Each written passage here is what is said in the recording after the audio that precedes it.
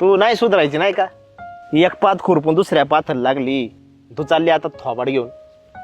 तुला काय एवढा वेळ लागतो काय घरातली काम उर काय? चालली पासल्या पारा, ठेवते पाठी निघ, घे खुरपून. हायच याड.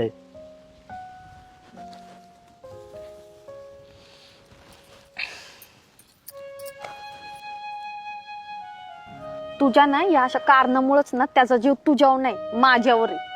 काय आणलंस जेवायला? बोंबलाची चटणी आणली त्यांच्या आवडीची आणि भरलेलं वांग पण. मला एक कळत नाही ग, तुझ्या नवऱ्याने तुझ्या समोर दुसरी बायको करून आणली तरी पण तू त्याला कसं जीव लावतेस ग अजून? समाजासमोर मंडपात केलेला नवरा आहे तो माझा. माझा जीव आहे त्याच्यावर तेवढा, म्हणून तर मी तुला स्वीकारली ना. आईला येड्या बाबीचा काटा बी ना. पण हे विसरू नको, त्याचा फक्त माझ्यावर जीव.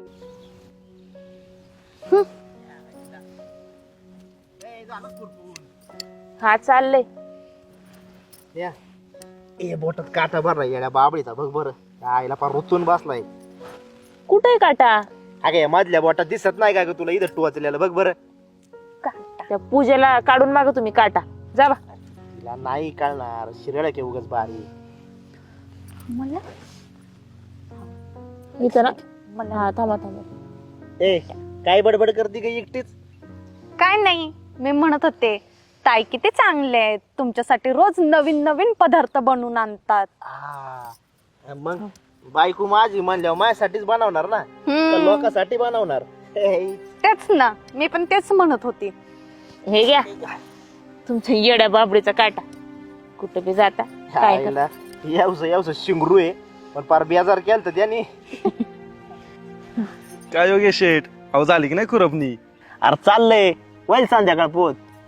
आणि तू काय म्हणतो, इकडे कस काय आला आज नवरदेव? अरे काय नाही, संध्याकाळी बांगड्या भरायचा कार्यक्रम ठेवलाय घरी, तेवढं वहिनीला दे पाठवून. देतो दोघींना पाठवून. दोघींना नको, फक्त स्नेहा वहिनीला पाठव. काय दुसरी बायको जर आली ना, चांगल्या कार्यक्रमात आई आणि दादा तोंड पाडून बसतील.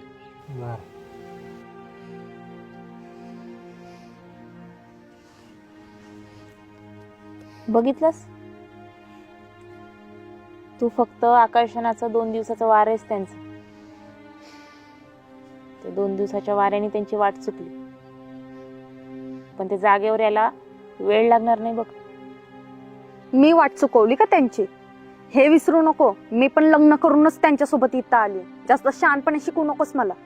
अगं आत्ता रवी भाऊजी काय बोलले ऐकलं नाहीस का? कसं आहे,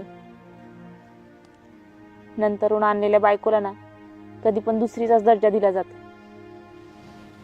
मी तुला मान्य केलं ग, पण या समाजात तुला कुंकवाचा मान कधीच नाही मिळणार.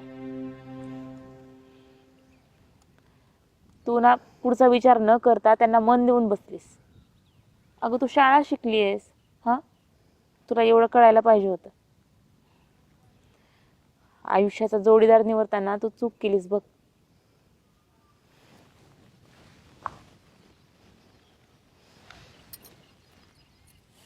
खरंच ताई, माफ करा मला, खरंच चुकलं माझं. एवढी जर मला अक्कल असली असते ना, तर मी एका लग्न झालेल्या माणसाच्या नादी कधीच लागले नसते आणि नाही त्याच्या प्रेमात पडले असते ना, तुमच्या दोघांच्या संसारात आले असते. खरंच चुकलं माझं. जाऊ दे, चूक कधी पण ना वेळ निघून गेल्यावरच कळते ग. कसं आहे, डोळे झाकून माणसाची पारख केली ना